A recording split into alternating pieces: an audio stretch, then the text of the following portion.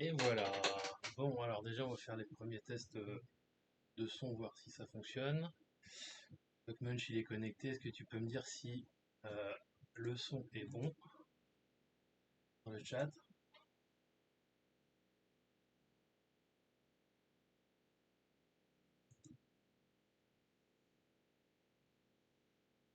Ok, impeccable. Bon, alors, je sais pas qui c'est qui est connecté pour l'instant. J'ai 3 personnes. Je sais pas qui encore. J'ai 7 followers. Voilà. Écoutez, on va commencer cette petite session de live hardware hacking. Je me présente peut-être d'abord, je m'appelle FX, j'habite à Grandville, je m'occupe un peu d'informatique, je suis ingénieur en télécom à la base, et, euh, et globalement j'avais envie depuis longtemps de bricoler des trucs en direct, et c'est chose faite, donc on va commencer. Donc ce qui s'est passé, c'est la semaine dernière, j'ai regardé un peu, j'ai fait les fonds de tiroir au bureau, et concrètement, je me suis retrouvé avec tout un tas de vieux routeurs, de vieux AP Wi-Fi et compagnie. Et je me suis dit, on va regarder ce qu'il y a dedans. Et puis on va essayer d'hacker tout ça, et puis de voir ce qui se passe, tomber le nez dedans. Alors souvent c'est des petites machines comme ça, j'en ai récupéré. Pour le stream, j'en ai récupéré 4 ou 5. Ce qui se passe, j'en ai ouvert 2 déjà pour regarder, et puis on fera, si on a le temps, les ouvertures de ces machines-là aussi.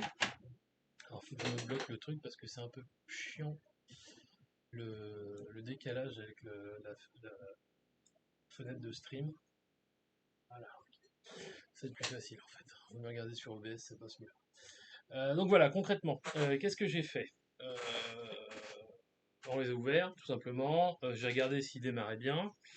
Et vu que c'est toujours un peu chiant à ouvrir, il y en a déjà 2 que j'ai ouverts.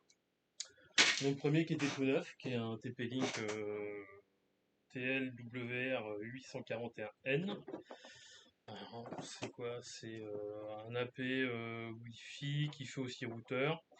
Donc vous avez un port WAN et puis 4 petits switches Ethernet. Je sais pas, je vais essayer de vous mettre sur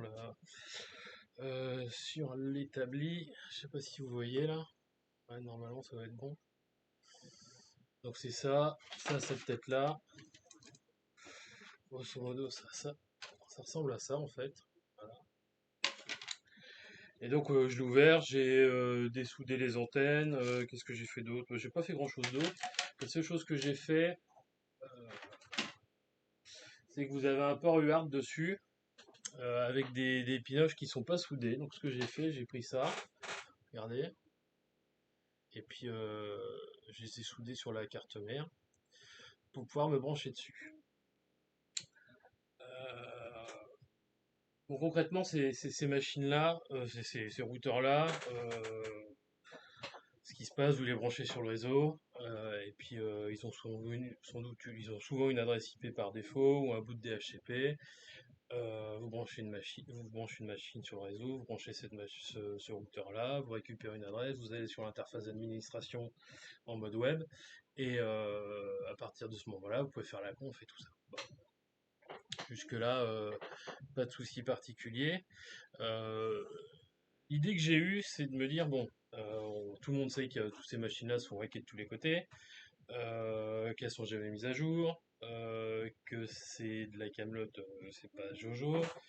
Ça, grosso modo, j'ai regardé sur Amazon, ça vaut 14 euros livré.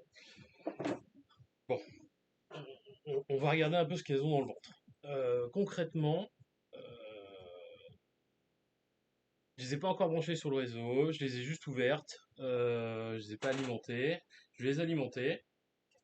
Et puis je vais juste vous expliquer un petit truc pour commencer. Je sais pas si vous voyez là, je vais peut-être mettre le truc. Hop. Vous voyez que j'ai fait un petit bricolage là.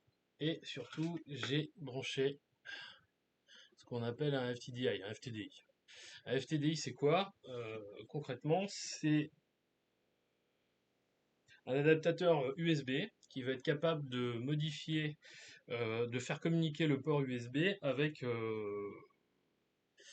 une interface UART. Une interface UART, c'est concrètement une interface série en fait. Vous devez connaître les interfaces RS-232. Et ben l'UART c'est du RS-232 en encore plus simple et encore plus facile pour se connecter dessus. On va aller voir d'ailleurs sur Wikipédia ce qu'ils disent. UART. Hop, hop. C'est Linux. Hop.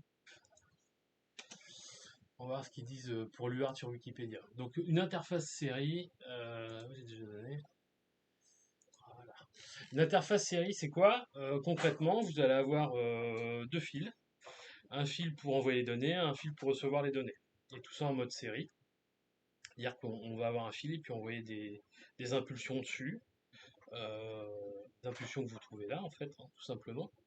Là, vous avez niveau logique, ce qu'on appelle la différence de potentiel entre le fil qui va être connecté dessus et le ground, la masse. Euh, Là, pour le coup, ça va être du 5 volts. Et en fait, tout simplement, il va y avoir du plus 5 volts, 0 volts, plus 5 volts, 0 volts, plus 5 volts, 0 volts. Et à chaque fois que vous avez un plus 5 volts, euh, vous avez un bit qui est envoyé. Alors, ces interfaces-là sont ce qu'on appelle asynchrone, parce qu'en fait, avec les deux fils, on n'a pas d'horloge pour cadencer tout ça. On a tout simplement une configuration de chaque côté. Salut Rancune. J'espère que ça va. Je pense que tu t'es bien pris le choix à faire du Rust aussi, comme moi avec Camille. Et puis merci d'être venu, c'est sympa. Euh, donc vous n'avez pas d'horloge, et ce qui se passe, c'est que le côté émetteur-récepteur, on va les paramétrer pour qu'ils dialoguent à une certaine vitesse. Ceux qui sont de l'ancienne génération comme moi, vous aviez des modems pour aller sur Internet avec une liaison série souvent, et vous avez 28 800 baux, vous aviez 14 400, vous avez 36 000 et quelques. Et là, pour le coup, vous les voyez là, les vitesses de transmission, elles sont toutes là. Donc, nous, ce qui va se passer, c'est qu'on va connecter le, le routeur via une interface UART du coup, et on va configurer les deux côtés, à savoir mon PC là, et la machine, le routeur de l'autre côté. Hop, oui, pas. Hop. Je suis mon corps à l'aise. Hein. Le routeur de l'autre côté via les ports que j'ai configurés là concrètement. Ouais, on fait de l'UART. On fait de l'UART. Donc ce qui se passe, alors je voulais avant tout vous montrer quelque chose. Alors, je vais vous passer ça au microscope parce qu'en fait, ce qui se passe, c'est que les constructeurs, ils se sont permis de faire un peu de la merde. Euh, Par exemple, sur cette machine-là, vous voyez directement, si vous voulez voir, il faut que je vous le montre. Voilà. Et ça marche pas. Ça marche pas. Ça marche, ça marche. Ça marche pas. Ça marche pas. Eh ben, je vais faire autrement, c'est pas très grave. Hop. Hop, je vais vous montrer comme ça. Si ça veut bien faire. C'est pas génial. En fait, là, vous avez les pinoches et en fait, vous avez les informations de communication qui sont écrites en blanc là. Oui, voilà, vous voyez RX, TX et grand. En fait, moi, je me suis branché dessus. RX, TX, RX et grand. Ok. Quand c'est pas écrit, il y a quand même une solution. Je vais vous en montrer un autre là. Celui-là, c'est un Netgear, je crois. C'est celui-là, c'est cette machine-là. Voilà. C'est un Netgear. Et en fait, dessus, c'est pas écrit. Vous avez toujours les 4 pinoches. Donc un RX, un TX, un grand et puis un VCC pour récupérer, pour avoir du jus. Mais on ne les utilise pas. Et en fait, concrètement, il est là. Vous voyez ou pas après. Concrètement, ben, il n'y a pas d'information. Alors quand on n'a pas d'information, puis on veut quand même. Alors il y a les pinoches de souder, mais il n'y a pas d'information. Donc qu'est-ce qu'on fait? On a une technique qui n'est pas très compliquée en fait, qui consiste à faire en sorte que, une fois qu'on a mis la machine je vais mettre la machine sous tension. Voilà, comme ça devrait. On utilise un petit multimètre. Alors l'interface FTDI là, ça coûte 2 € sur AliExpress, donc c'est pas la ruine. Puis c'est toujours utile. Et puis ça c'est un multimètre classique, hein, vous allez voir, on va se mettre en test de. Voilà, regardez là. En fait, ce qu'on va faire, on va essayer de trouver les pins. La plus facile, c'est la pin du ground. Donc, on va se mettre sur une masse et puis on va aller regarder une par une. Laquelle qui sonne. Bon, on sait que la première, celle-là, c'est la ground. Donc, on peut prendre un petit papier. Hop, on va le faire. Pas aucune. J'ai toujours besoin de papier. Puis j'ai pas de papier. Très bien. Bon. J'ai un petit papier dans mon bazar. Si j'ai un petit papier là. Voilà. Donc on sait que la pinoche du bas, hop, la pinoche du bas, hop, ça allait à GND. Ok.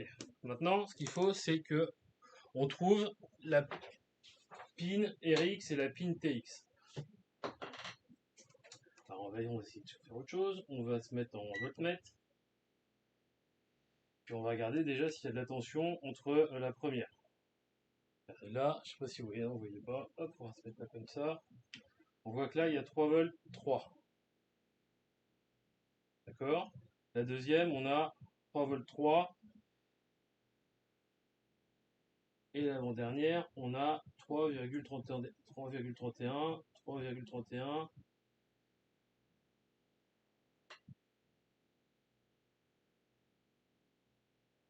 Ça n'arrête pas de bouger.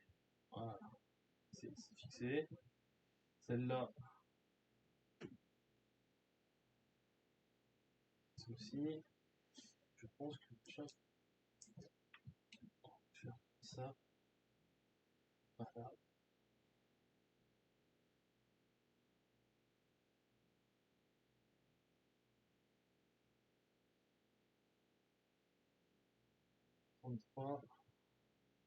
Voilà, celle-là qui bouge.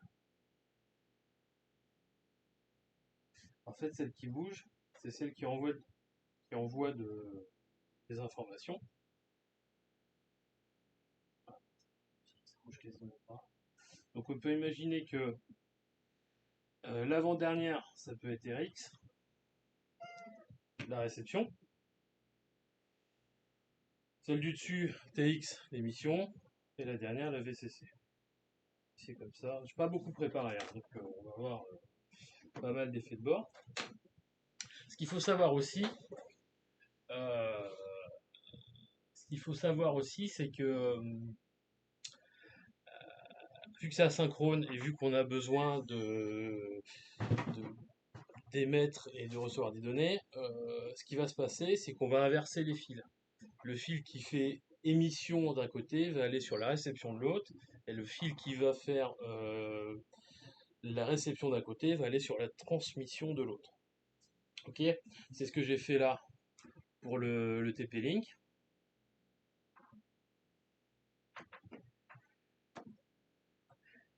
Et donc, on va déjà brancher le TP-Link pour voir ce que ça donne. Alors, pour brancher le TP-Link, c'est compliqué. Hop, on va le mettre comme ça. Voilà, hop. On va le laisser booter.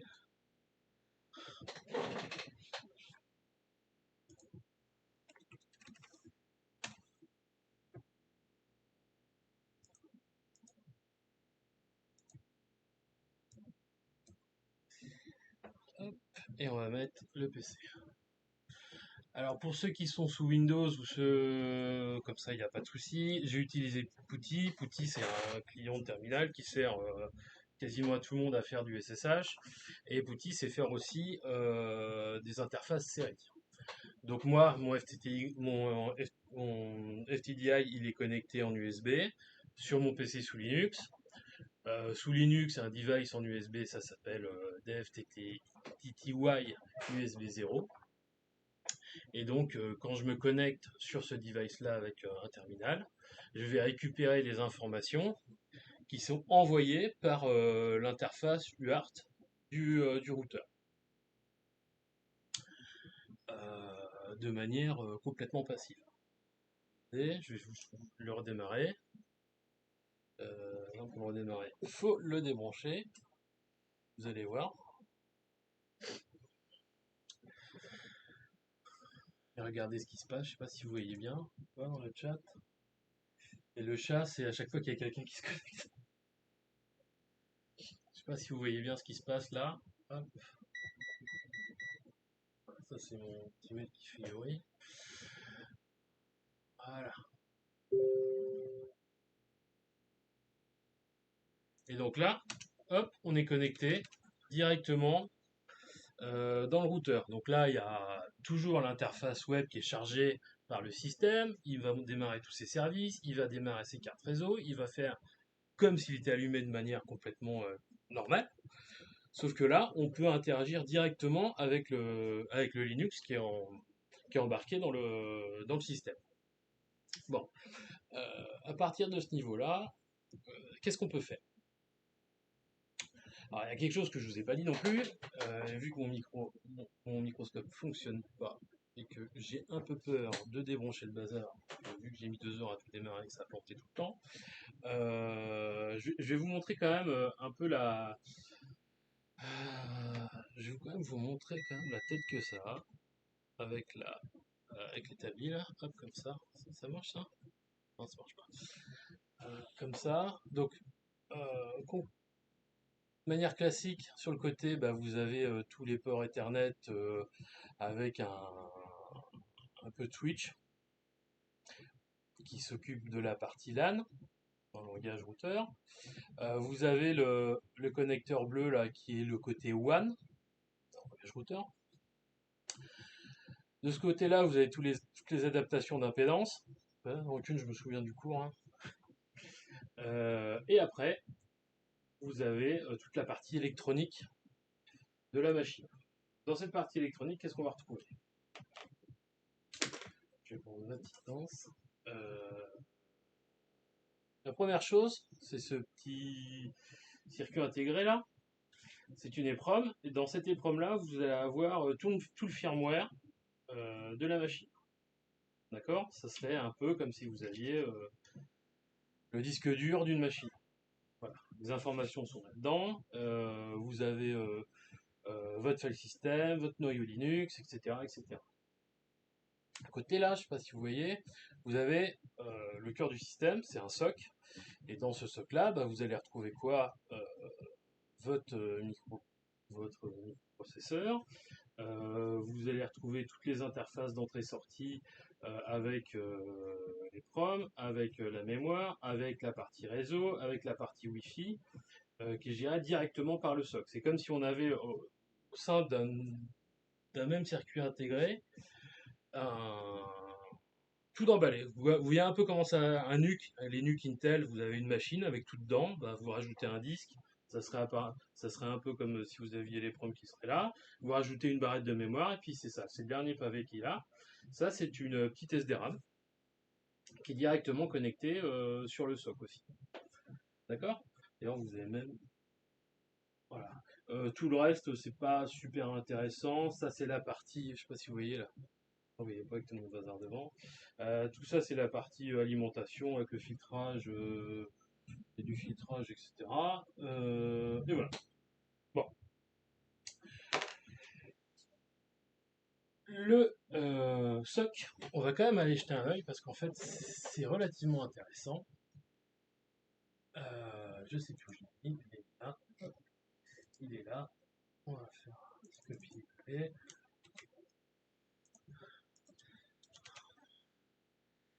J'ai réussi à trouver le datasheet du SOX, donc c'est un MT7628 de chez Mediatek. Alors Mediatek c'est un fondeur de puces, hein, ça n'a rien à voir avec la société qui TP-Link. Hein. TP-Link fait un cahier des charges pour dire bah, écoutez, nous on veut fabriquer des points d'accès Wi-Fi avec qui font routeur, voilà, le moins cher possible, avec tant de mémoire, tant de machin, tant de ports Ethernet. Et ils regardent ce que fabriquent les constructeurs de chips. Et en fait, les constructeurs de chips nous mettent à disposition évidemment des datasheets. Donc ce SOC, qu'est-ce qu'il a? Il sait faire du Wi-Fi, il a 5 ports 10-100 Fast Ethernet. Qu'est-ce qu'il y a d'autre? On sait que c'est un MIPS 24 le CPU qui est dedans. Qu'est-ce qui est intéressant? On sait qu'on a, je crois, dans celui-là, un port USB host. C'est-à-dire que là, même si on n'a pas de port USB sur la machine, allez, par contre, je vous vois, je vous montre pas ce que je vois à l'écran. Évidemment, ça va être plus facile comme ça.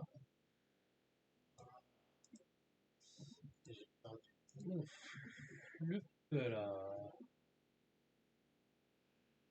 Alors, tir de vin clean, c'est pas. Mais c'est pas. Si, c'est peut-être ton modem. Alors, ça fait pas modem, ça. Il faut rajouter un modem. En fait, c'est un routeur et qui fait point d'accès Wi-Fi, tout simplement. Donc, je vous ai pas montré le début du datasheet. On sait qu'il est capable de faire du SPI, du SDX et du IMMC, qu'il est capable de faire l'USB 2, celui-là, il n'est pas capable de faire du PCIe, mais il y a certains chips qui sont capables de le faire.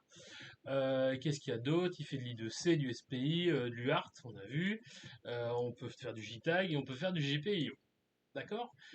On sait tout ce qu'il est capable de faire comme Wi-Fi, donc c'est pas Jojo, mais bon, c'est un machin à 15 balles. Et qu'il est capable de faire du Linux 2.6 et du je sais pas ce que c'est, je sais pas si quelqu'un sait qui est plus 10, avec de l'IPv6. Bon, après il vous explique dans le détail le sommaire. Donc celui-là, c'est celui-là qu'on a. Donc c'est exactement celui-là. Donc on a une mémoire qui fonctionne dans 16 bits. On a tac tac tac. Il est capable d'aller adresser du SD XC. On sait qu'on a 5 ports de switch. Qui fait du UART 2. Blablabla. Voilà. Bon, après on retrouve effectivement toutes les pins qui sont autour du chip. Le chip, il est quand même pas bien gros, hein. Ouais, je vais y arriver. Hop. Donc, le chip, c'est ça. J'essaie de vous montrer. Voilà, Mediatek. C'est le NN. Vous voyez ou pas la ref dessus? Ouais, c'est ça. Et donc, vous avez toutes les petites connexions autour du chip. Et puis, chaque connexion doit être interfacée avec quelque chose. Bon. Ce qu'on va essayer de faire, j'ai une idée, ça. Ouais, bien sûr. Hop.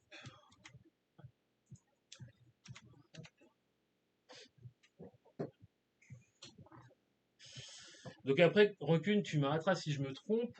J'ai une petite réflexion vis-à-vis de la raréfaction des Raspberry et compagnie. Je pense que si on va se connecter où il faut sur le chip, j'ai vu qu'on avait un port GPIO, on peut aller au moins faire un GPIO.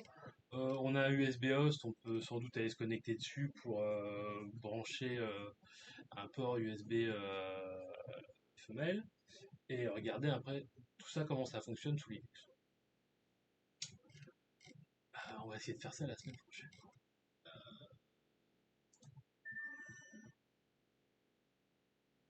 Voilà.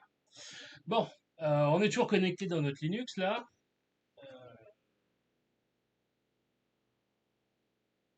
Vous allez voir, celui-là il couine un peu, mais l'autre, le Netgear, vous allez pas être déçu du résultat. Qu'est-ce qui se passe? Bon, on est dans un Linux avec pas grand-chose dedans. Je suis à la racine. Euh, si je vais dans Bin, voilà, j'ai ça. Alors, je vais faire quand même un truc. Je vais faire un PS, pardon, un kill -9. Le NTP, ça va faire le 174. Tac, comme ça, il va arrêter de m'envoyer des infos sur la console. Voilà, dans Bin, on a ça. On a les commandes vraiment de base. On a un petit BusyBox, mais il n'y a pas grand chose dedans. Dans SBin, on a vraiment les trucs de base aussi. Merde, on voit pas mon terminal? Ah bah oui, je suis con. Voilà, plus facile. Je pense qu'il va me falloir un Eden dans pas longtemps. C'est pas grave, ok. Donc je recommence. On va dans Bin. Qu'est-ce qu'on a dans Bin? On a bon, bah, les commandes classiques. On n'a pas grand-chose. Ce qu'on a dans SBin, on en a encore moins. Hop. Quand on fait un PS, alors déjà on peut pas faire ni ID. Où am I? On n'a pas. On a un mount qui nous donne un squash FS, le slash proc, le var, le 6, de manière classique. On parlera du squash FS, je pense, la semaine prochaine, parce qu'on va aller récupérer le firmware complet qu'il y a dans les proms. On va le dumper, puis on va essayer de le monter et voir ce qu'il y a dedans. Qu'est-ce que je peux vous dire d'autre? On peut faire ça éventuellement. CPU info. Voilà, donc on sait qu'on a un MIPS 24C conformément à la datasheet. Voilà, en gros, c'est tout ce qu'on a.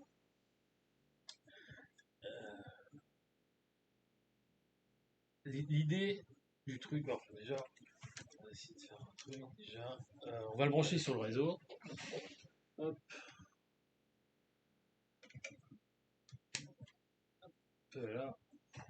On va le brancher sur le réseau. Il nous dit qu'il y a un lien qui est connecté, pas de problème. On va faire un PS, pardon. Le PS, il n'y a pas beaucoup de. Il y a pas beaucoup d'options. Je voulais qu'il ait le 330 qui est le serveur DHCP qui est là.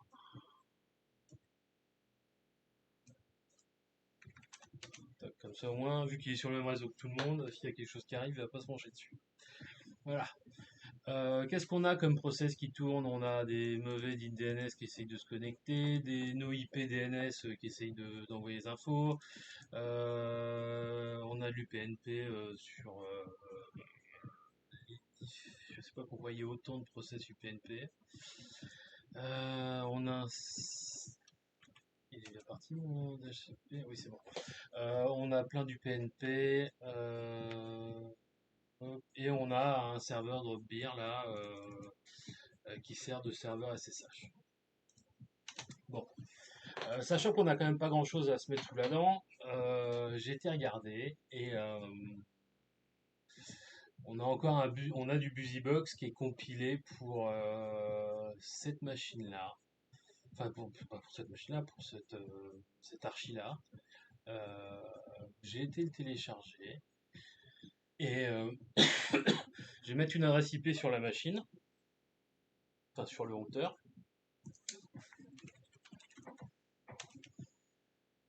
Hop.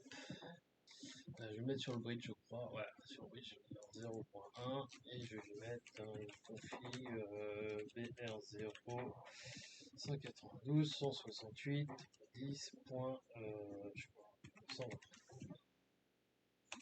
Voilà, on va voir si je peux pinguer mon serveur TFTP 172, 192 168.10.176 et ça ping. Mon serveur TFTP, c'est ma machine en fait. M'arrêter s'il y a des choses qui sont pas claires. Ce que je vais vite, c'est le premier coup, donc on a toujours un peu tendance à envoyer pour en envoyer.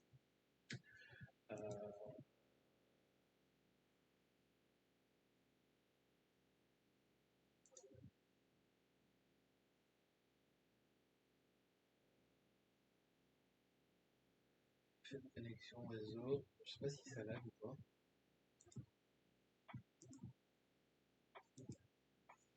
Qu'est-ce que ça me dit là? Ça me dit que ça avance pas bien. Ça, que le réseau est instable. Vous pouvez me confirmer que le stream il fonctionne toujours ou pas? Dans le chat.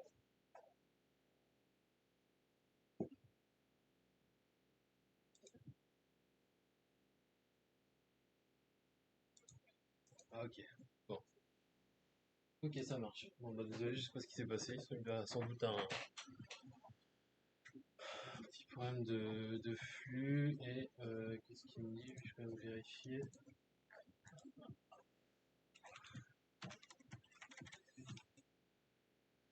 Attends. Sans doute le Wi-Fi. Oui, parce qu'en fait, pour ceux qui savent pas, j'ai la réputation de faire planter tous les réseaux Wi-Fi et de n'avoir jamais été foutu de faire marcher un réseau Wi-Fi correctement. Mais là, c'est tout est en câblé, en giga, en fibre, donc il n'y a pas de raison. Bon, alors ok. Donc je sais pas ce que vous avez loupé. Qu'est-ce qui se passe? Je lui ai mis une interface, je lui ai mis une adresse IP sur le bridge en fait sur les différents ports Ethernet. Là, vous avez un bridge qui regroupe tout ça. Et je lui ai mis une adresse IP et pour être dans le réseau avec mon PC là. Et sur mon PC, vous avez un serveur TFTP qui tourne. Et donc, vu qu'on a la commande TFTP, on va aller récupérer le BusyBox. Je crois qu'il faut se mettre dans var, on a le droit d'écrire. Et de mémoire, c'est TFTP-G-R. Ça s'appelle le fichier, c'est BusyBox. Tiret quoi? Je vais vous dire, je vais regarder de côté. Et c'est mipsel. C'est celui-là. Qui arrive au 192.168.10.176. Hop. Donc le BusyBox, c'est quoi? C'est en fait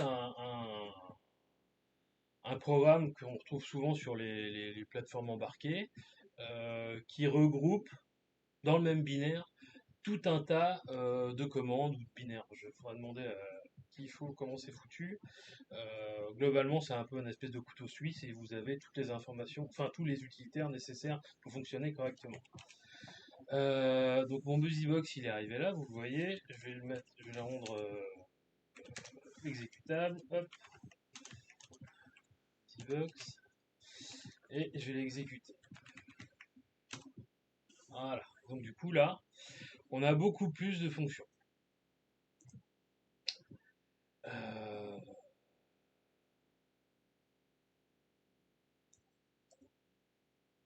et on a notamment, pardon,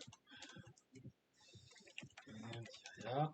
Et on sait maintenant qu'on a, je sais pas si vous voyez, un Linux 2.3, 2.6.36 qui a été compilé le 3 septembre 2000. Une infra MIPS et son petit.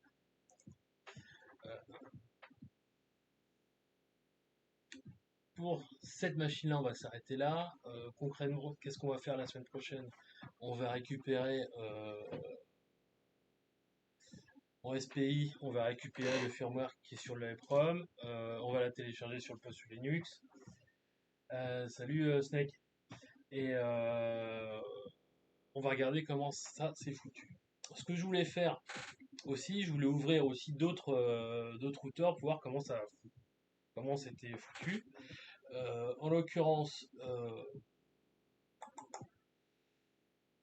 j'ai un modem. Non, même pas. C'est quoi ça? Je sais même plus ce que c'est. Si, c'est celui-là. C'est quoi ça? C'est un modem VDSL. Qui est le Netgear DM200. On va se connecter dessus aussi. Et puis, vous allez voir un petit peu euh, qu'est-ce que ça dit. Donc, je débranche. Est-ce que vous avez des questions là-dessus là? Est-ce que c'est clair?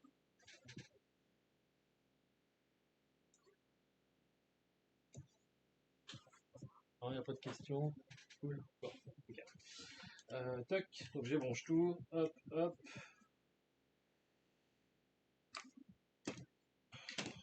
Ah, je me suis fait une petite anti-sèche que je ne retrouve pas. Et...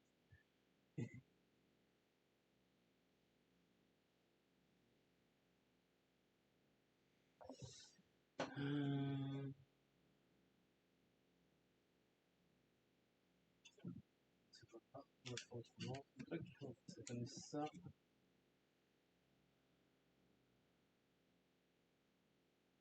C'est comme ça. C'est tout le temps.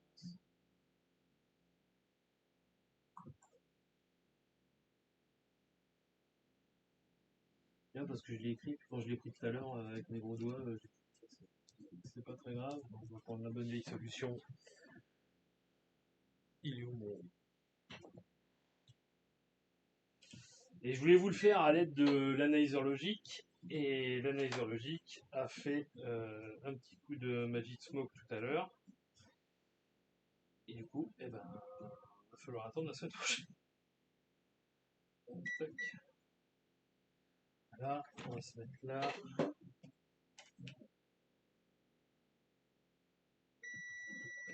Hop, on a notre blanc qui est là, tout en haut. Là. Mettre un autre mètre. Je sais pas si vous voyez ou pas ce que je fais. Tac. Là. Hop, j'ai là. Et un tout.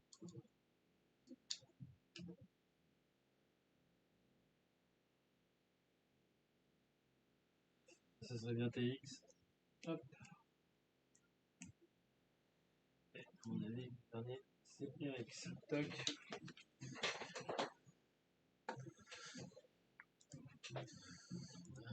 Hop.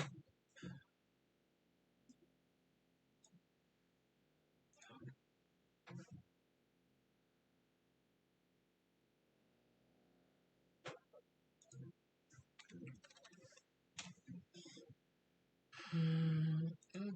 Load.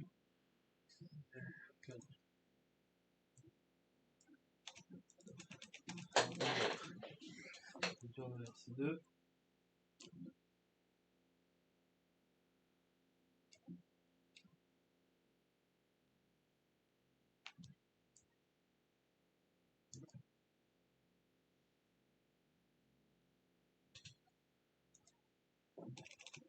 Là, c'est bon.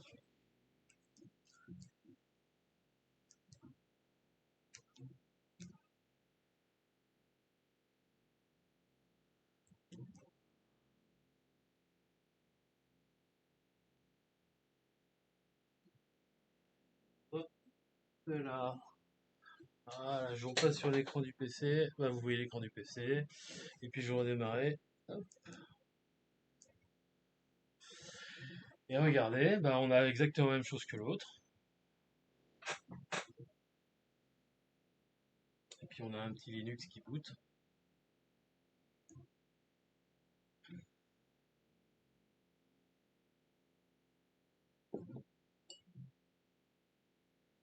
On sent qu'il y a un peu plus de choses, mais pas,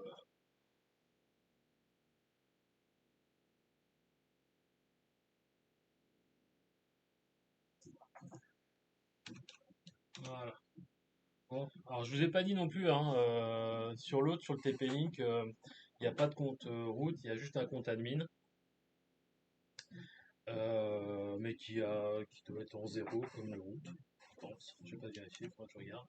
Et là, bah là, on est directement connecté en tant que route. Donc, on continue d'avoir des informations qui arrivent et vous allez voir un truc qui est assez rigolo. Essaye de faire des pings en permanence, on sait pas vers quoi. Donc là, je l'ai reseté, hein, il est complètement reseté. Je vais faire un PS et puis vous allez voir que notre super modem, qu'est-ce qu'il essaye de faire en permanence? Il essaye de faire des trucs directement chez Netgear. Des pings et des DNS lookup. J'imagine que ça sert,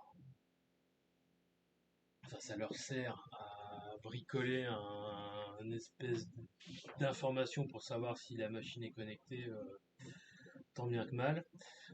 Vous avez aussi euh, quelque chose. Bah, vous avez toute la couche là qui gère la partie DSL dans OPT, c'est-à-dire ce que ça veut dire. Euh, le serveur web de l'interface d'administration,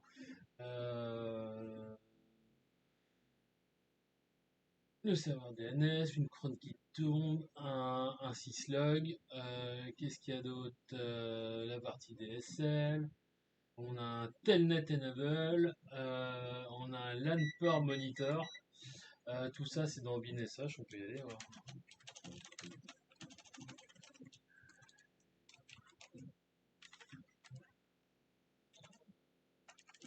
Pas dans BinSH, pardon. Dans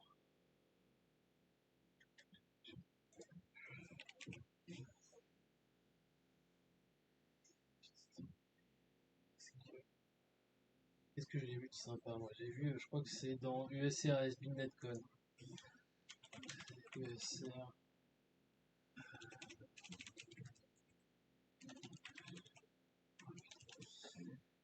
J'ai pas pris. C'était USR SBN. Netcon, il est où?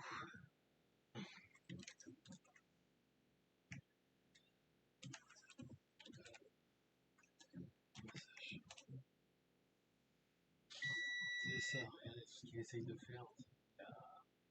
Il récupère tout un tas d'informations et puis on a une espèce de boucle qui en permanence essaye d'aller taper les serveurs de Netgear, les serveurs DNS de Google, de résoudre des noms, etc. etc.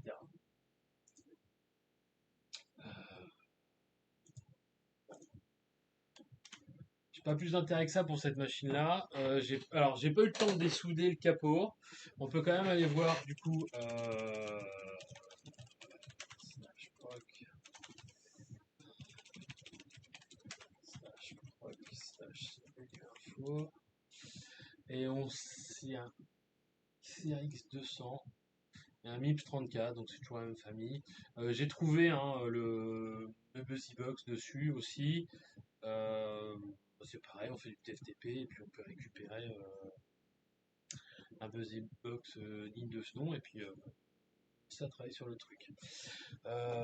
J'ai pas dépioté, donc je sais pas, je suis pas capable de vous dire si sous la carlingue là, la carlingue que vous avez là, hop, là-dessous, ce qu'il y a, mais je pense qu'on doit avoir globalement la même chose, avec en plus toute la partie DSL, j'imagine.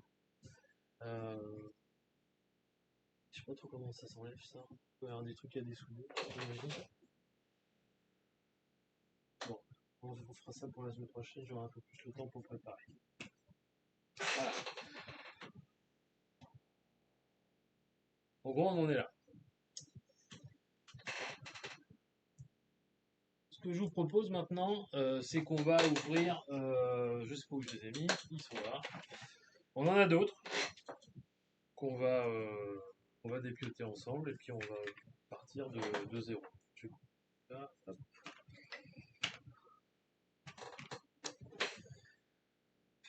Tac. Voilà. Donc on va prendre celui-là. Donc ça c'est un TP-Link rebelote. C'est un... c'est quoi son petit nom? Un W8960N. Et c'est un modem routeur ADSL qu'on va ouvrir tout de suite. Donc, je débranche tout mon petit bazar. Hop, ça chauffe. Et puis on va se mettre sous la loupiote de l'établi. Et puis on va ouvrir ça. Je sais pas si vous voyez, si c'est bon.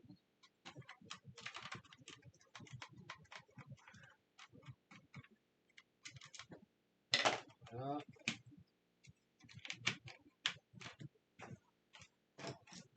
On va un petit peu. Tac.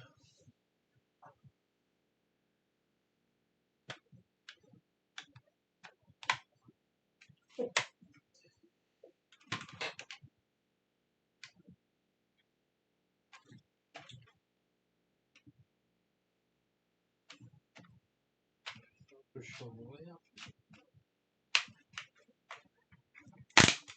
Voilà. Ça. Voilà. Bon, alors, qu'est-ce qu'on a? Vous voyez ou pas? Ouais, c'est bon. Qu'est-ce qu'on a?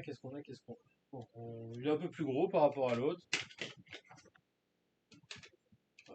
est même beaucoup plus gros. Là, on va avoir l'interface de connexion avec la partie DSL. On va avoir les 4 ports Ethernet. On va avoir les adaptations classiques pour Ethernet. On va avoir ça, je sais pas ce que c'est, ça doit être un transformateur. Oui, ça doit être un filtrage ou un transformateur d'isolement pour la partie DSL, j'imagine. Parce qu'on a quand même du jus qui arrive dedans. Et qu'est-ce qu'on va retrouver une fois de plus? On va retrouver notre mémoire. On va retrouver un truc que vous devez connaître là pour le coup. C'est chiant que le machin marche pas. Ce serait plus facile.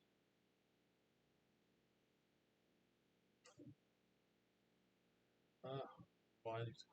Un chipset Broadcom. Là, on a un autre chipset. Je vais quand même essayer un truc. On va voir si ça marche, si ça marche pas. Tac, on va faire ça. Et on va faire ça. Et on va faire ça.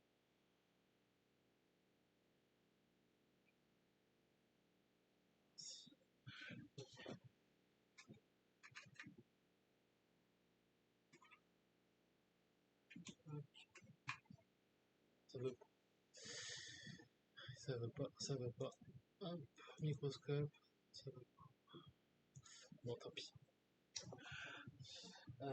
Donc qu'est-ce qu'on a? On a du coup, qu'est-ce que je disais tout à l'heure? On a 2 circuits intégrés. Je pense qu'on doit avoir l'EPROM qui doit être quelque part par là. On a un quartz, j'imagine, pour cadencer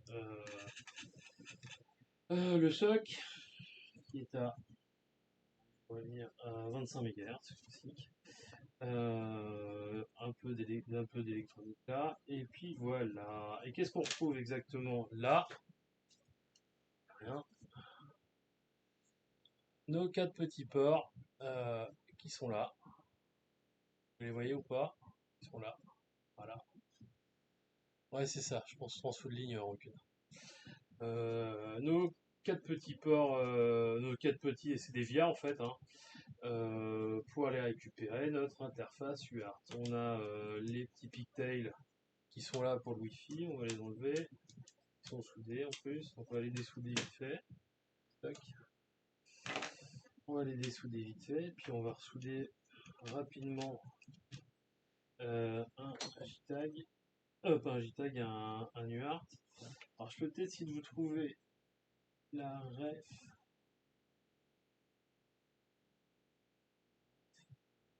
La ref, je la vois pas bien. Non mais je vais pouvoir la faire autrement. Hop, la ref, je vais la passer au microscope.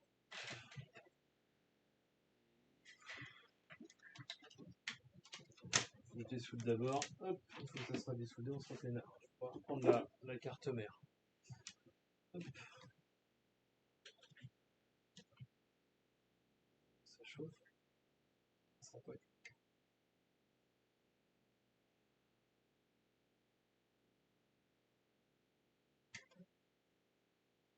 Ça chauffe. Je vais boire un petit coup. Hop, voilà.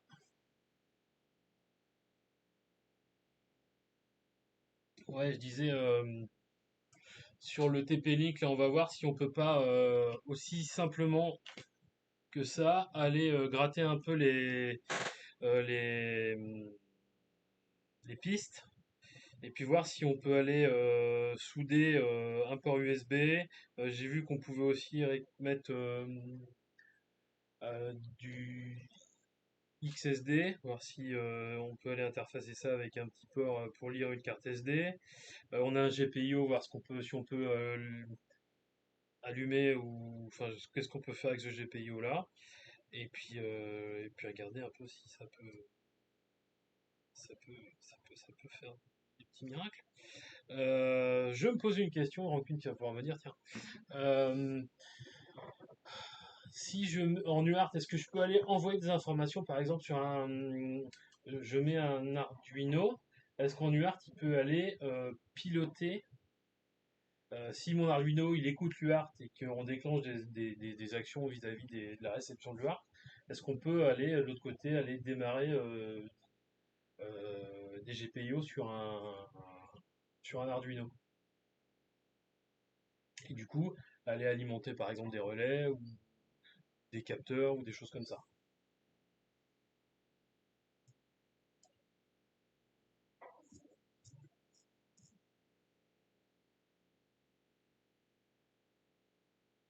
Ah oui, parce qu'il y a des points de.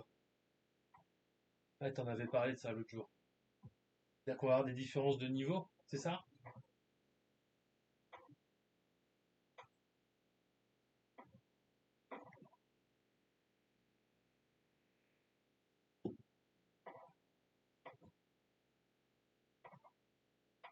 D'accord. Ah oui, d'accord, ok, j'ai compris. Au niveau de l'Arduino, les niveaux de récupération. Ok, j'ai compris, ça marche. Bon, ça sera un bon exercice. Arduino 5 volts et lui il doit être en 3, c'est ça?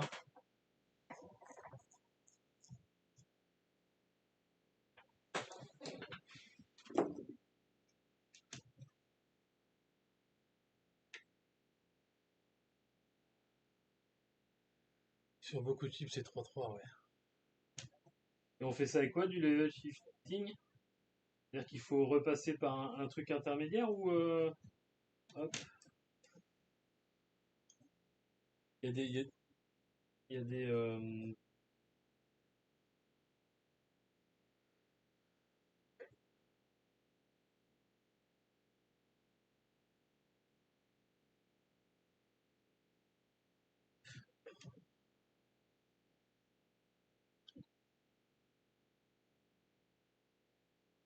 Ah d'accord, ok.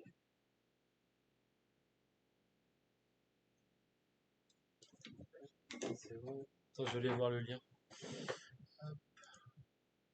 Ah non, si je vois le lien là, c'est complètement con. Je vais faire ça comme ça. Hop, tac.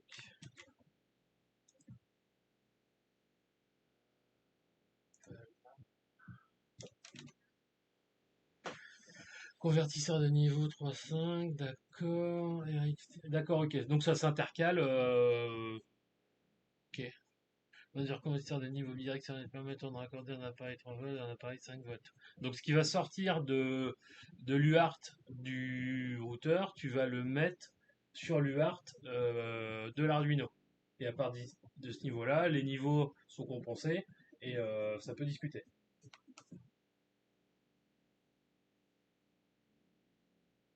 Ok. Bon, alors là, ça c'est bon. On va sortir le bignou. J'ai sorti la carte mère. Voilà. Alors j'ai un truc que j'ai pas fait par contre. J'ai pas vérifié s'il démarrait. Si ça démarre. Impeccable. Ce que je vais faire du coup, hop, je vais lui souder vite fait les quatre petites pinoches qui vont bien. Ils sont là.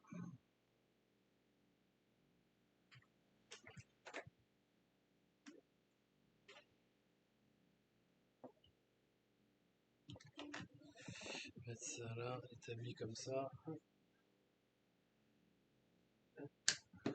Tac. Ça c'est bien, c'est standard. Je vais mettre un petit scotch pour pas que ça se perde.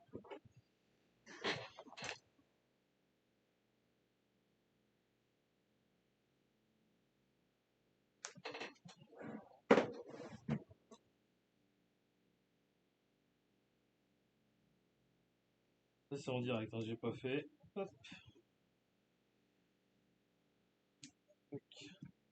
tac. Pour tout le bébé, pour la soudure. Est-ce que j'ai un peu de. Je vais mettre un peu. Je vais mettre ça dessus. Tac, tac.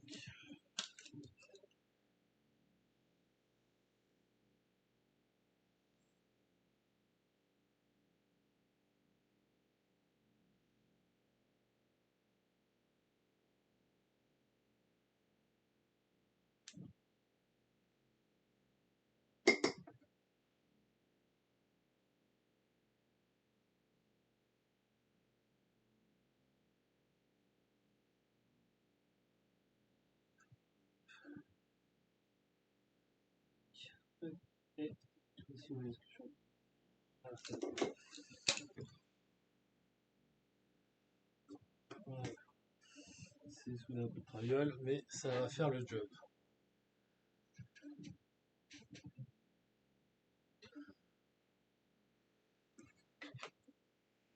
Hop là. Bon, alors maintenant, ce qu'on va faire, bah, rebelote.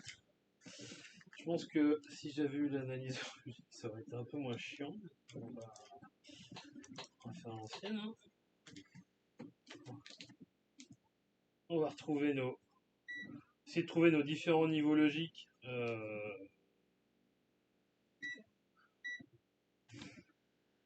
Pour récupérer nos pinoches, est-ce que j'ai une masse qui traîne là quelque part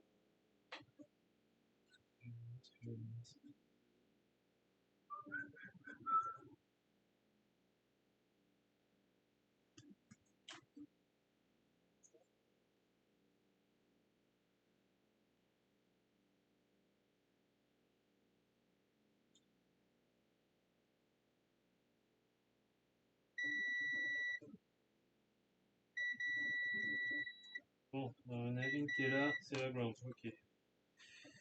Elle est où la ground? Elle est là. Ok. Après, on va alimenter le machin. Hop. Là. Et on va se mettre ce qu'on a dans celui-là. Rien. Hop.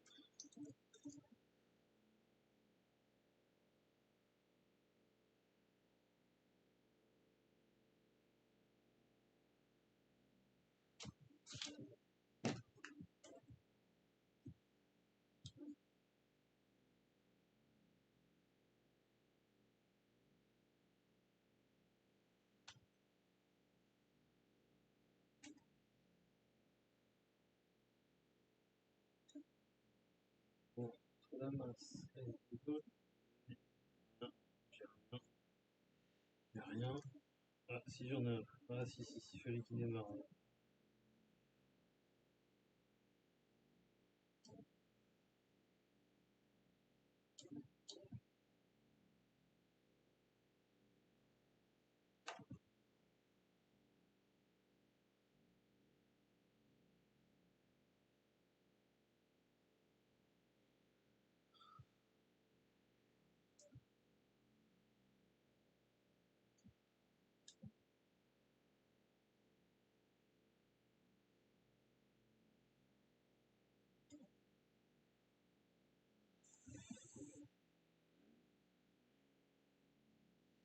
J'ai pas grand chose.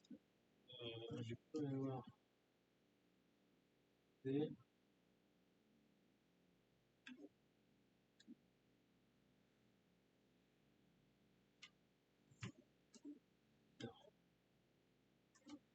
attends, test.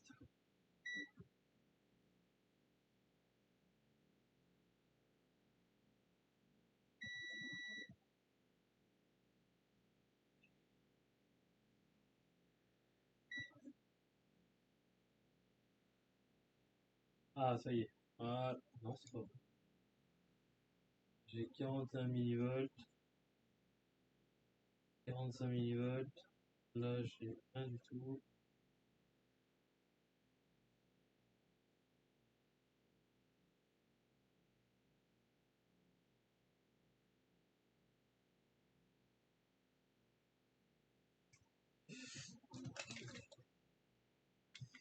Bien que s'il est revenu au bureau. À mon avis, s'il est revenu au bureau. Oh non. Ça discute.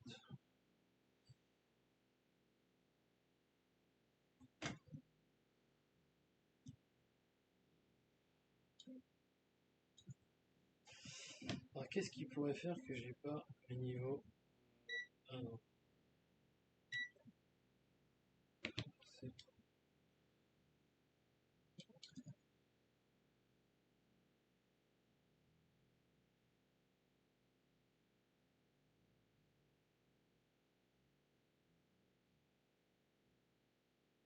C'est ça y est, j'en ai une.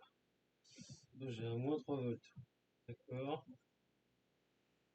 Si je fais ça, c'est bon. Là, j'ai un moins 3 volts. J'ai 3 volts là. Je sais pas si vous voyez. Ah, non, là, j'ai 3 volts. Tac. Donc, je pense que ça doit être mon TX. Ça doit être TX.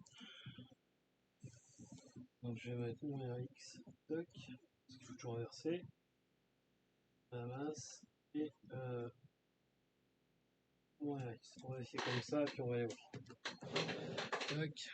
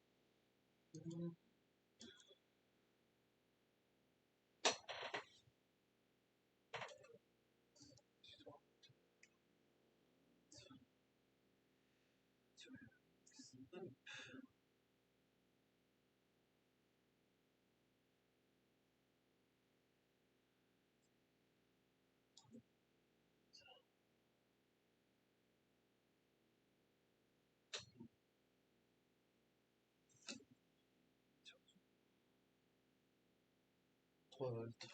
Voilà.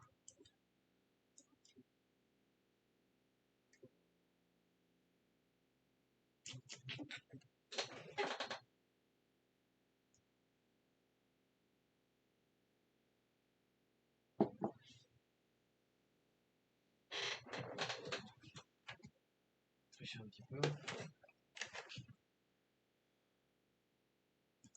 Pas tricher un petit peu. Ça va quoi ça 60 N Gart. Qu'est-ce qu'ils nous disent?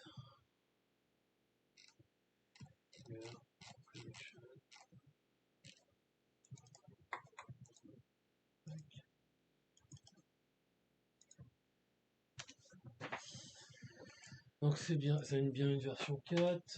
Il est où lui? C'est une version 6. Ah, super.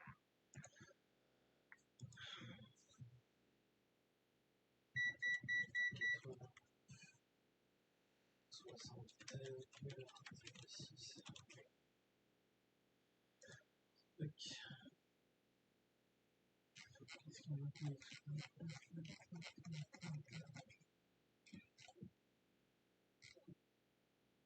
Pas. Ça m'intéresse pas.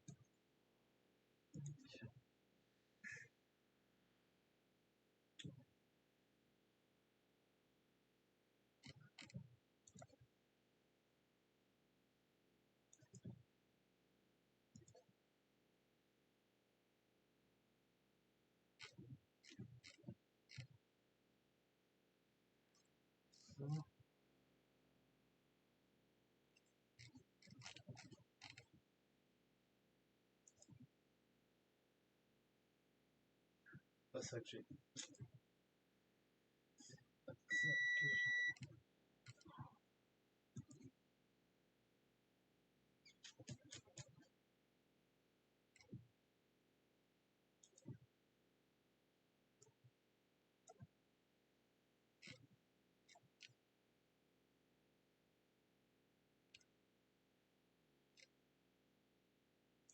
vais quand même revérifier parce que VCC, Ground, RXTX, c'est ça. VCC, Ground, RXTX, T.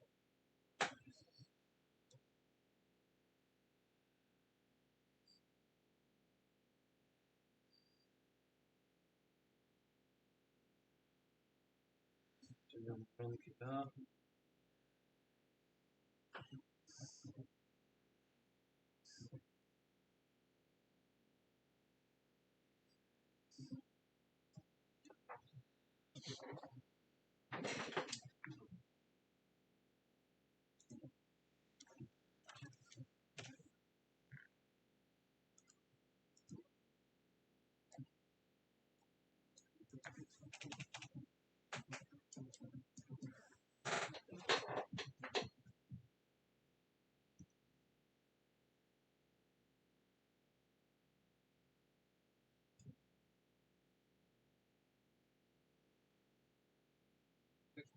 Ah,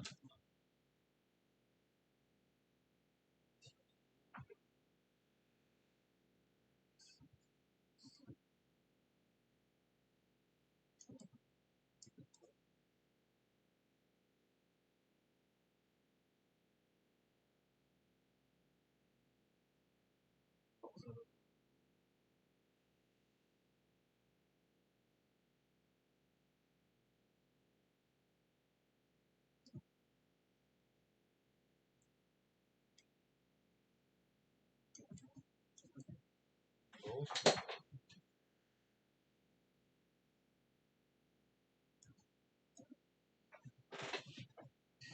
Voilà, c'est tout simplement. C'est tout simplement. C'est tout simplement.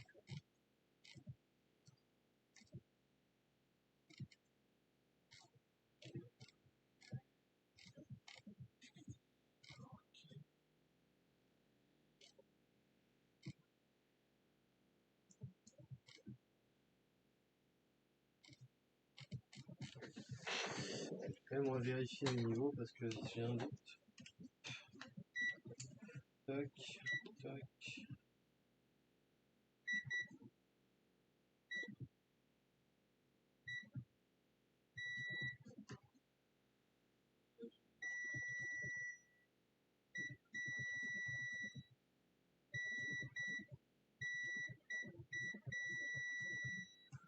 C'est mouvant, c'est sûr. Ok.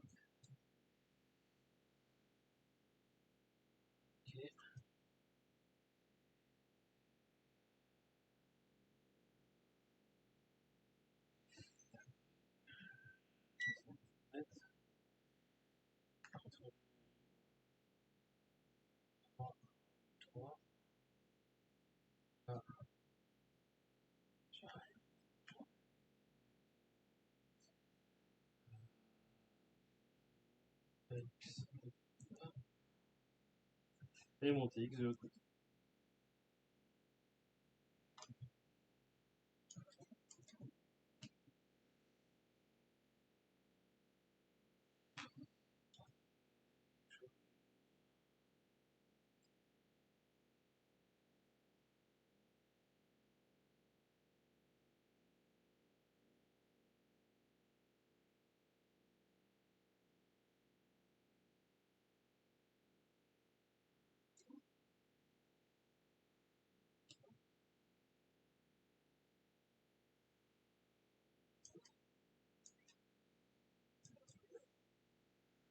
Bon, on va pas se prendre la tête, c'est pas grave. On va continuer avec l'autre.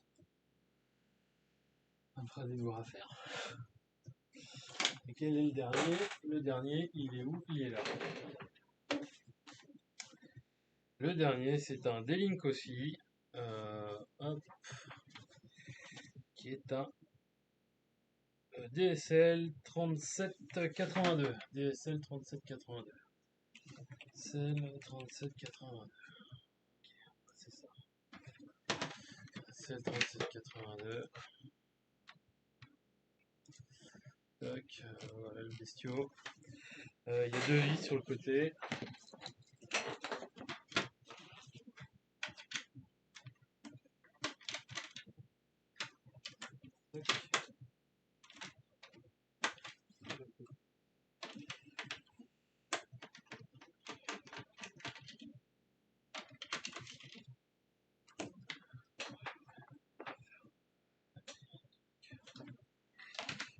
ça là. Mon tournevis, il est là.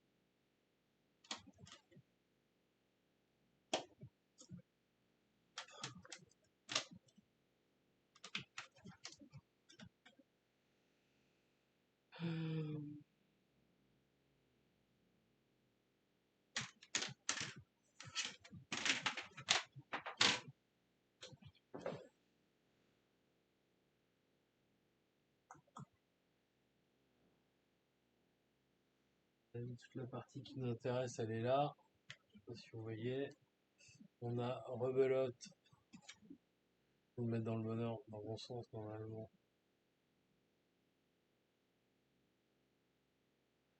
La médiathèque, la mémoire et le prom qui est là. Là, vous avez aussi à côté des connecteurs là, pour le Wi-Fi. J'imagine que c'est le chip qui gère le Wi-Fi. Vous avez les interfaces Ethernet, ce qu'on a dit tout à l'heure. Vous avez le côté DSL qui est là, le transfo, voilà. Là, je sais pas ce que c'est que ce truc. Ça doit être la partie qui gère l'aspect DSL. Et est-ce qu'on a une interface UART qui traîne quelque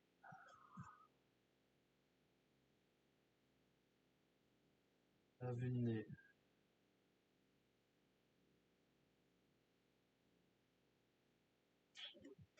À vue de nez, non. Ah si, bah, si. Regardez. Voilà, voilà. Je sais pas si. Ah, nos pinoches qui sont là. On va les souder dessus. Je vais quand même regarder avant de faire avoir à tout souder. Voir si j'ai quand même une masse qui traîne.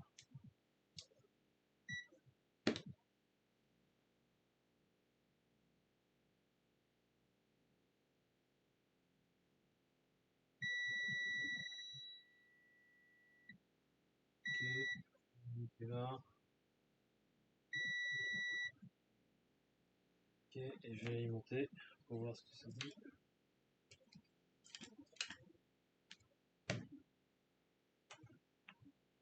Tac,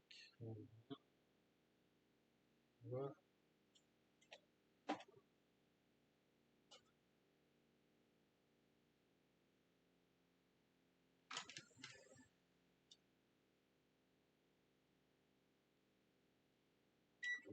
Déjà. Hop. Tac. C'est comme ça. Donc là j'ai 3-3. Là j'ai rien. J'ai 3-3.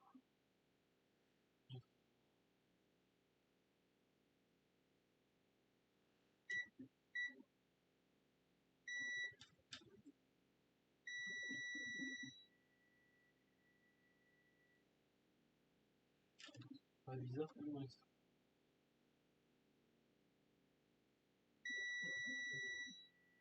Si je me demande. Ah, ok. Donc je dois avoir ça, ça, ça. Là j'ai 3.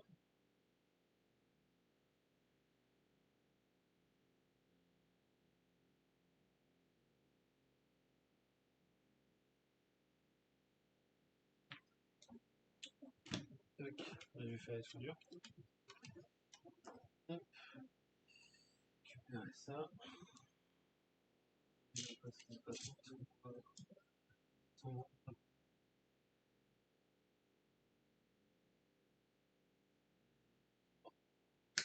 Tac.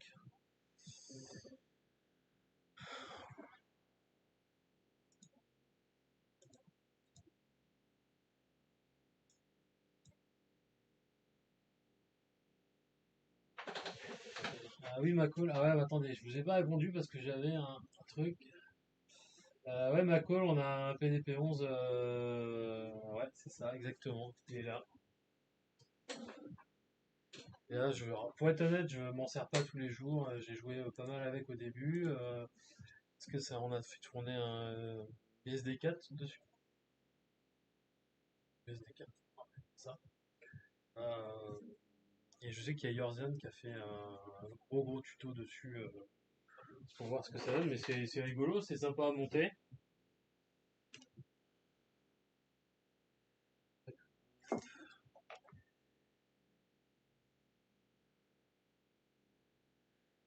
Je vais faire un pinage parce que ça va être casse-pied. Tac, tac.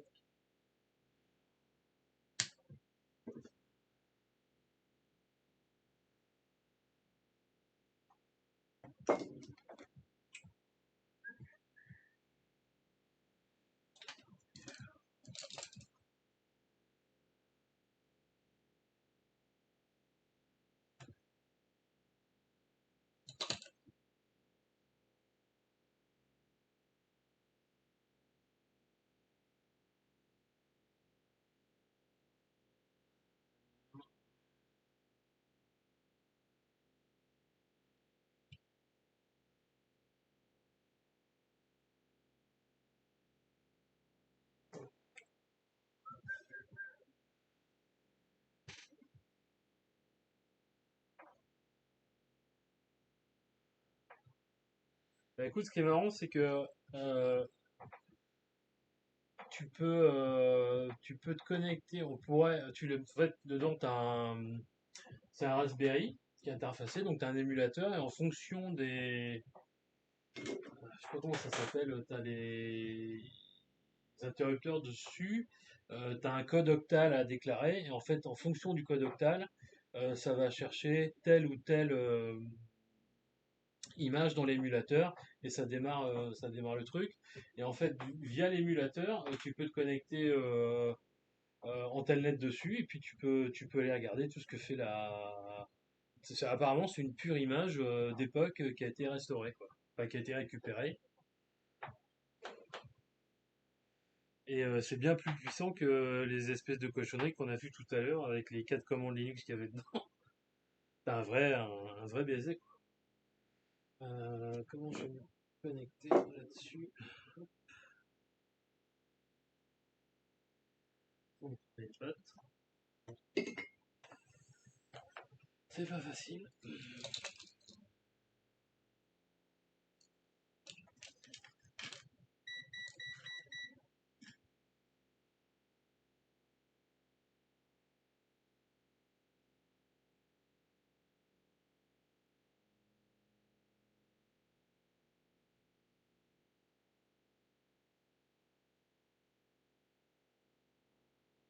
Là, c'est casse-pied.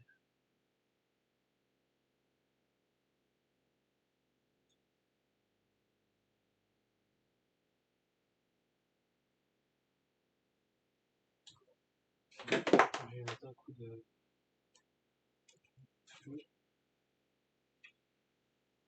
truc, ça va aller mieux.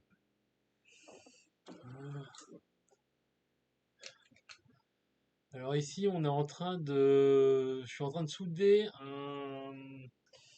des pinoches pour récupérer un accès via le port UART sur un routeur un routeur D-Link. Et son petit nom c'est quoi? Un DSL 3782 pour aller voir la tête du Linux qu'il y a dedans. Là, je m'arrache les cheveux, les via ils sont pleins et je sais pas si vous voyez ce que je suis en train de faire. Ouais. Les via ils sont enfin ils sont pleins et bah, j'arrive pas à faire le truc correctement. Alors ça ressemble à rien ça. Je vais le faire autrement. C'est surtout que je suis en train de me cramer les pattes.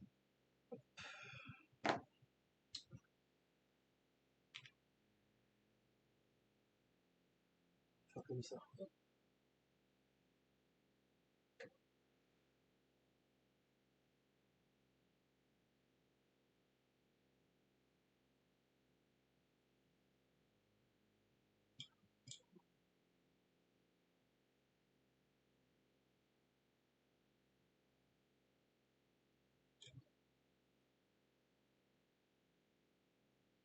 Bon, on va essayer par-dessous, parce que par-dessus... Ah bah oui, par-dessous c'est plus facile. Ok. Comment ça s'est fini le Rust tout à l'heure? Vous pouvez me dire, parce que moi j'ai attaqué et puis je préparais mes trucs.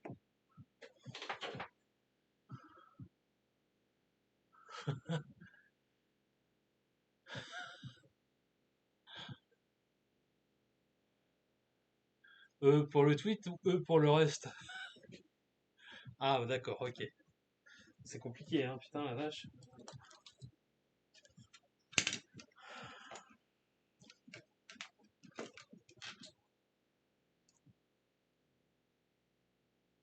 Ah, comme ça, voilà, ça va être nickel.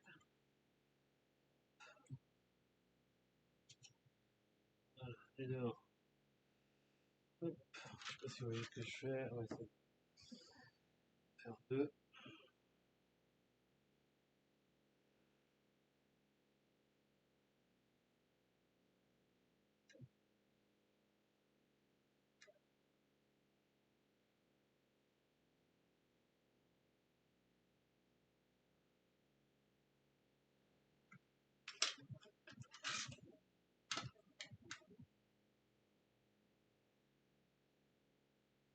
Voilà, de deux. Il reste encore deux qui sont partis, je ne sais pas où. C'est pas vrai, je vais en recouper.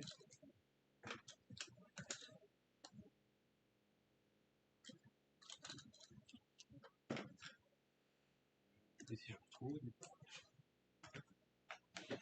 Rancune, c'est bien, mais prends de la place, hein.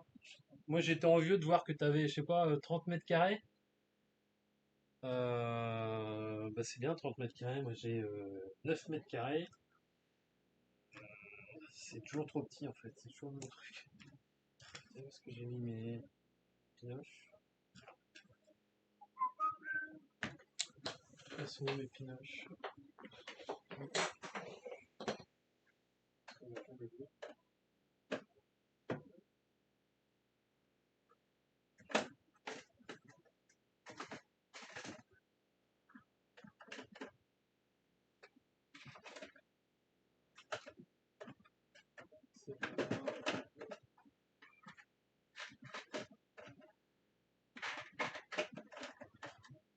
Et en fait, il y a 15 jours, j'ai eu la bonne idée. En fait, vous savez que je veux passer ma licence de radio amateur.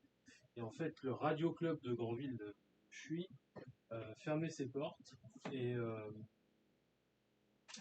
et en fait, il bazardait tout un tas de trucs. Et ben, du coup, je suis revenu avec tout un tas de trucs. Des trucs, je ne sais pas à quoi ça sert.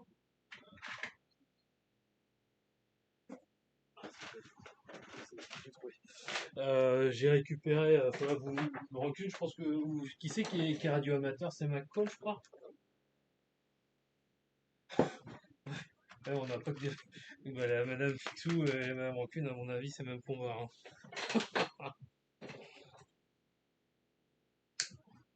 Ouais, je sais pas si c'est McCall qui est radio amateur. J'ai récupéré un truc là, un millivoltmètre VHF. Donc, je pense que ça doit être pour vérifier les différents étages de réception. Imagine en réception. Ah, ouais, on est tous amateurs de radio en fait. Mais c'est pas mal, parce qu'il y a il y a plein de propagation en ce moment, c'était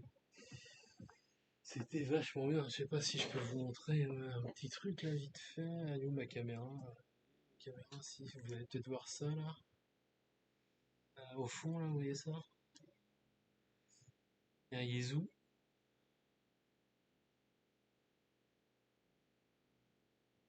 Je sais pas si vous voyez le Yezu là au fond. Ah, il est là, sous mon PC.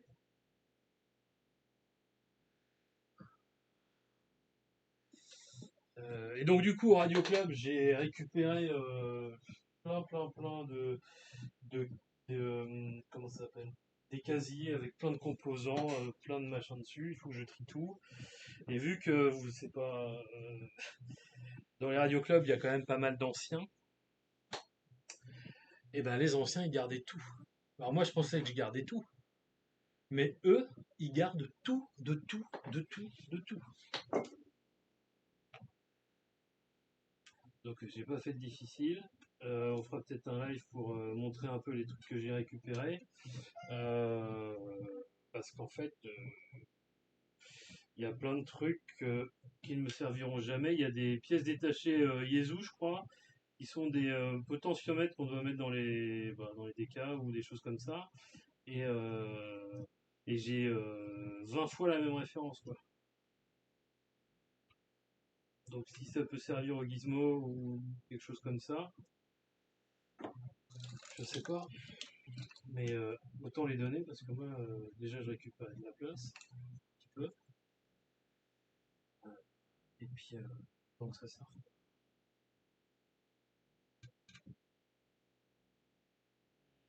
Non, non, ça- c'est eux qui me faisaient chier le truc. Ah, non, je-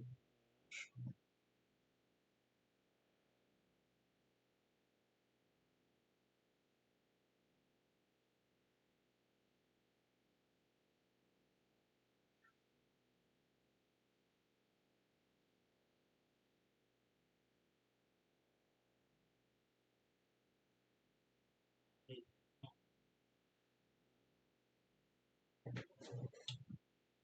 je sais pas si vous voyez ce que je suis en train de m'arracher les cheveux.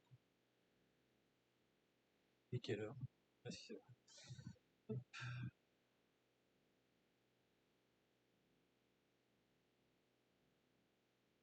En fait, ce matin, enfin, cette nuit, j'ai fait des tests parce qu'en fait, j'avais jamais démarré ni OBS ni tout le tintouin là, et j'ai le microscope.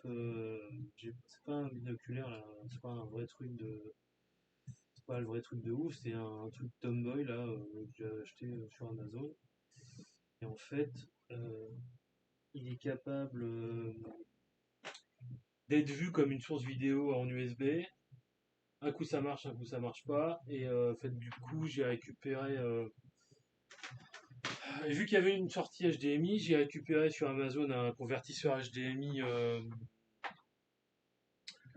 un convertisseur HDMI USB pour faire une source en plus dans OBS. Et ben, ça n'a pas été très glorieux dans l'histoire.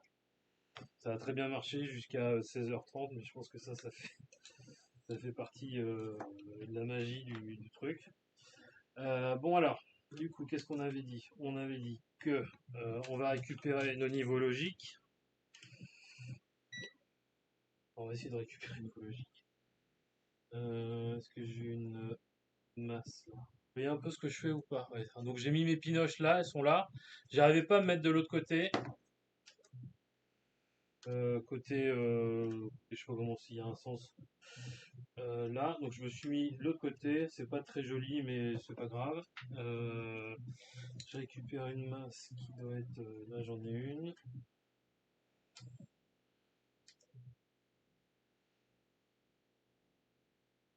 Putain, bon, attends, il faut la ressoudre, c'est écoutez les gars. Voilà. Euh, c'est comme ça.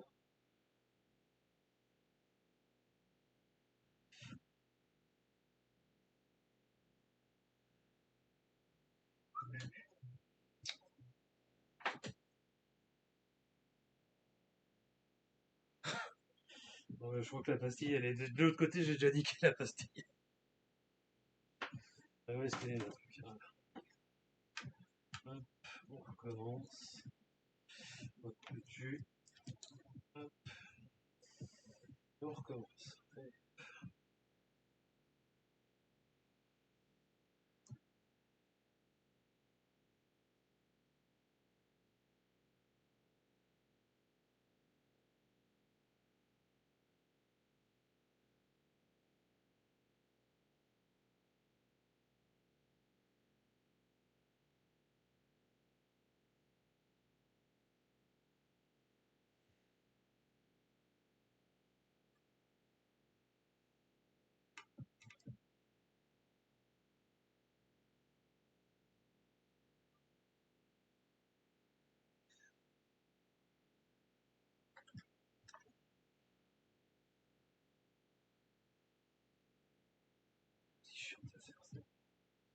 je vais faire autrement. Je vais mettre un fil. Je cherche un Dupont. Je prends un Dupont et puis ça va être plus commode. Ils sont où les Dupont? Ils sont pas là. Ils sont là.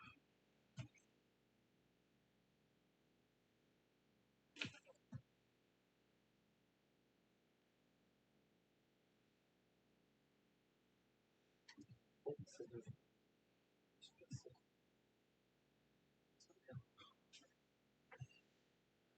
Tac. Système D. Hein.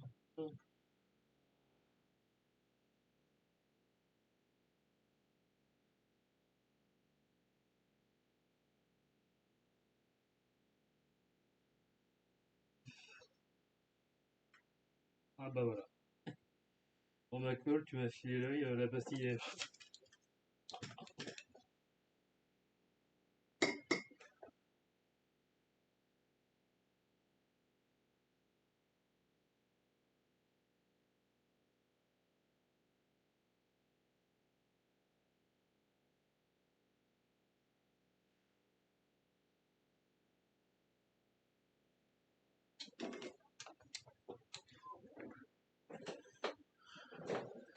Sur le système D, sur ça, tu fixes plutôt les fils critiques du Dupont. Et hop, non, coupe ton Dupont en deux et fixe le fil. Ah oui, d'accord, ok.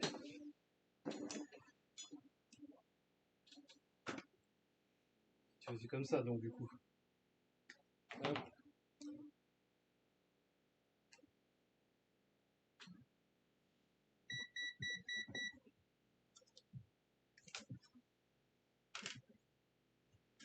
T'as mis mon fil, hop.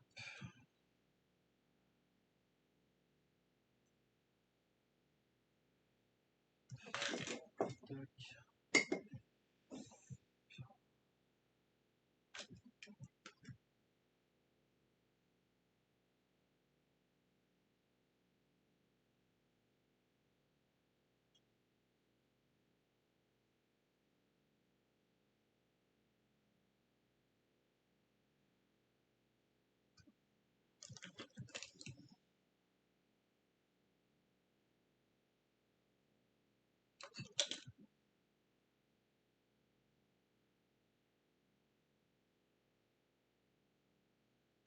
Peut-être que je vais faire. Non, je vais le scotcher le fil comme ça, il bougera plus.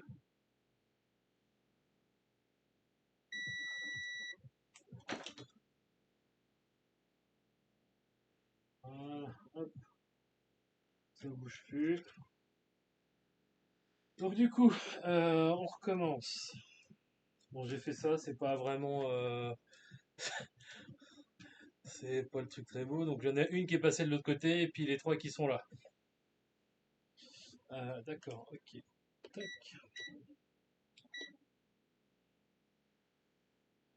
Je fais une masse qui est là.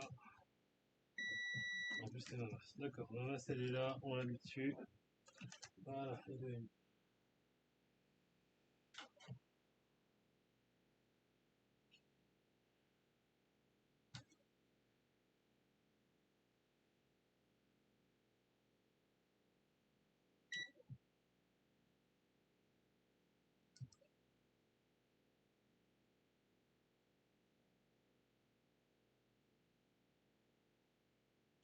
On donne tout ça dans le même sens.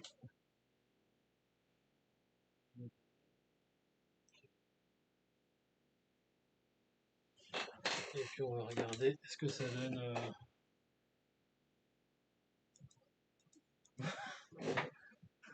Ah, t'as raison.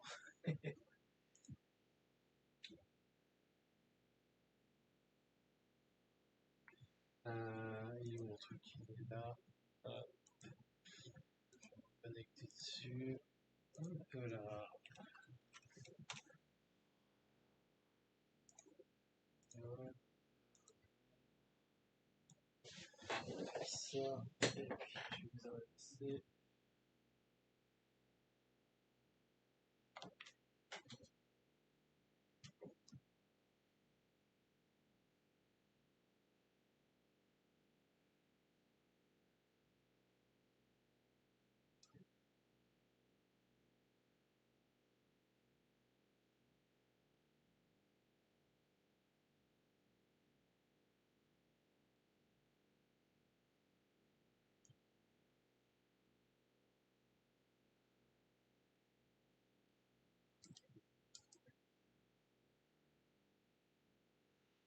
Tout ce qui-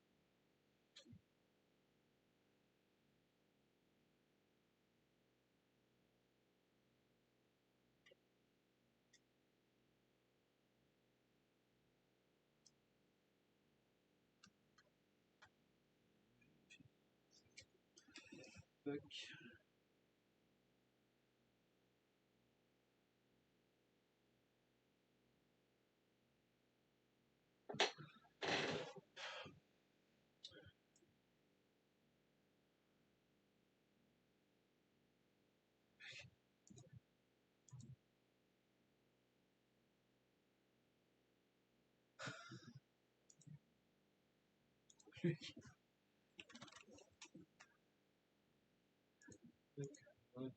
Open. Là.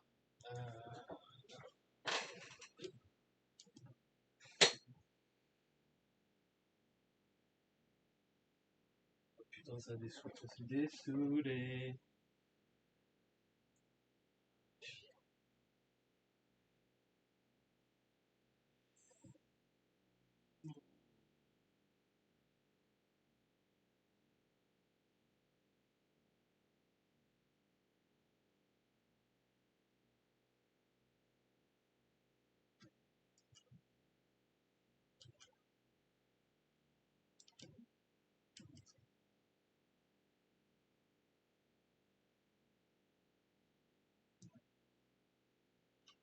Ah là là là là.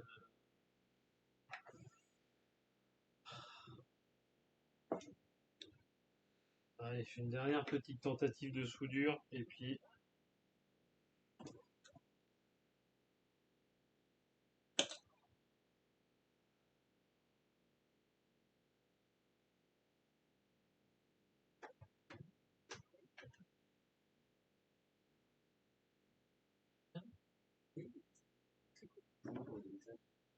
Ah, si, je l'ai lu, mais je peux pas être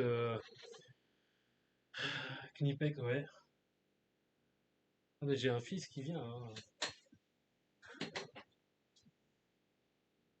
Bon, allez, dernier essai. Dernier essai, allez, zou. Euh, Pas super fort. on m'entend pas fort? Pas très très. Ah, bah, attends. Je vais vraiment Euh, mettre le son à fond de ouf. attends, dire si c'est mieux. Ouais, peut-être que c'est mieux, je sais pas. Hum, Si. un jour, je suis fini dans 10 minutes. Oui, mais bon. Tu fais ce que tu veux. Ah oui, bah ça bricole, hein.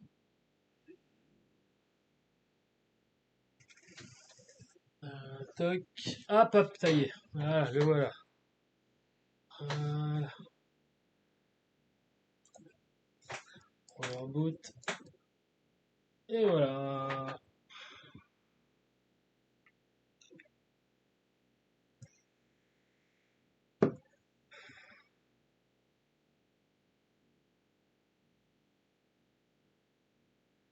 Allez, voilà, c'est clair. T'as raison, ma colle.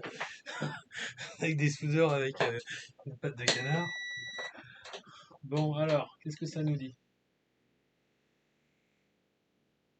Ça nous dit quoi?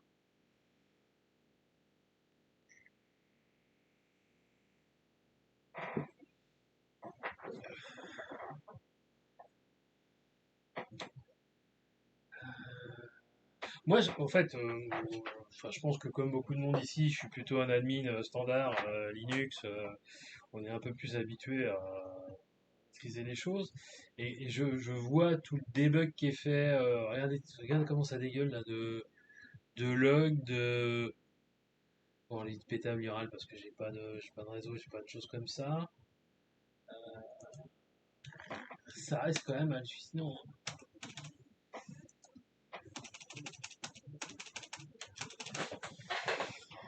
Ok, donc je pense que j'ai pas le retour. Hop, j'ai pas le retour. Donc ça doit être le RX qui doit être bon. Voilà, et c'est le TX qui doit pas être là où il faut. Voilà.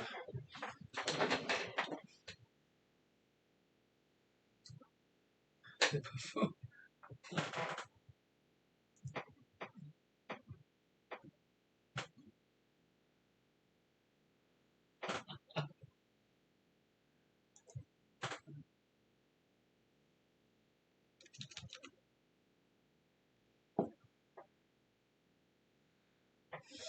Il y a la gestion des VLAN qui est faite. Hop, le promiscuous machin. Ok. PVC, je pense que de mémoire, ça doit être la stack DSL. Euh,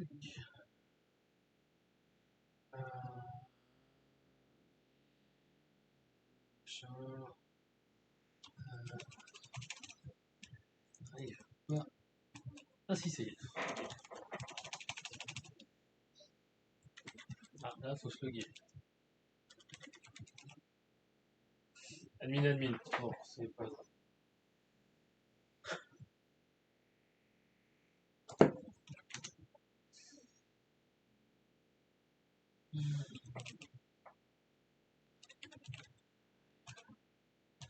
Ok. Donc c'est un Linux pareil, 2.6 36 en SMP. Dire qu'on aurait peut-être quelque chose qui a un peu plus de sauce. On va faire ça. Je crois que j'ai plus l'info. Ah bah oui, ouais. On a 4 cœurs. C'est un Ralink MT751020 du MIPS 34KC. Et bah merci Rancune. Ah, les Pogopines, c'est ça que je cherchais. C'est des trucs qui viennent se placer là, c'est ça? Sur une plaque aimantée? Attends, je vais regarder parce que ça m'intéresse. Copier. C'est ça. Et de mémoire, je crois que ça coûtait une. Ah non, c'est pas ça.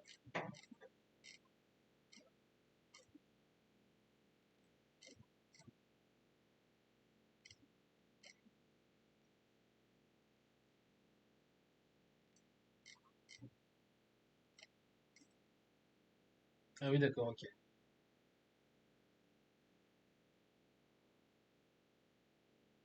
Ah ouais, d'accord, putain, c'est génial. T'as ça, toi, Rancune?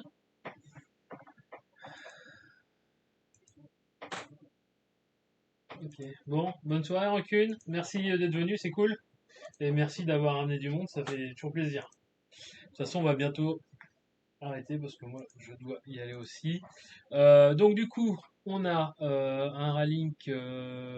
On peut peut-être quand même aller voir ce qu'il a dans un MT. Hop, un Ralink MT 60, j'ai dit. MT, MT 75 10 20. MT 75 10 20. Datasheet. Ah oui, Mediatek avait racheté Ralink, je crois. C'était ça le truc.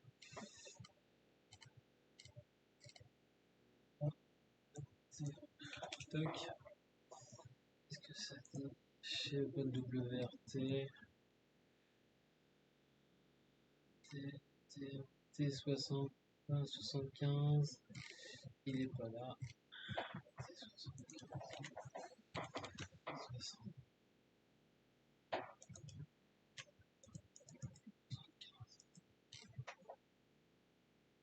T76, 76, 76.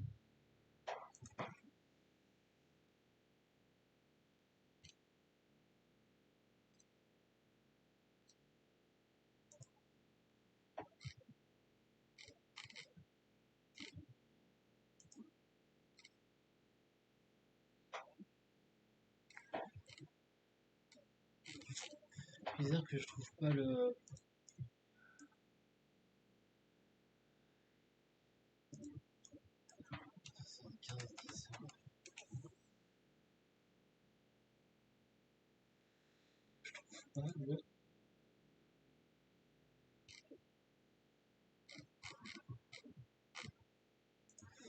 J'arrive pas à trouver son datasheet.